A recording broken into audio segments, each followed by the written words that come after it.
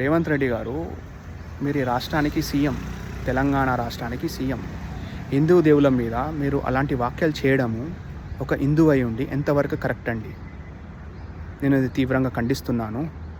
మీరు ఇమ్మీడియట్లీ తెలంగాణ ప్రజలందరికీ, అలాగే దేశవ్యాప్తంగా ఉన్న హిందువులందరికీ కూడా మీరు క్షమాపణ చెప్పాలి. అండ్ మీరు ఇలాంటి వాక్యాల మీద ఫోకస్ చేయొద్దండి మాట్లాడడానికి. మీరు ఫోకస్ చేయాల్సింది తెలంగాణలో ఉన్న గవర్నమెంట్ స్కూల్స్ పైన, గవర్నమెంట్ కాలేజెస్ పైన, గవర్నమెంట్ హాస్పిటల్స్ పైన, అలాగే రైతుల సమస్యల పైన ఎలా డెవలప్ చేయాలి అనే దాని మీద మీరు ఫోకస్ చేయాలి, కానీ వీటి మీద కాదండి.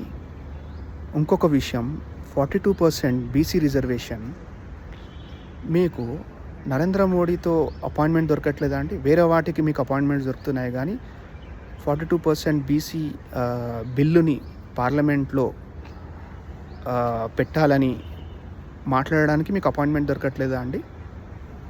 మీరు దయచేసి ఇది గుర్తుపెట్టుకోవాలి.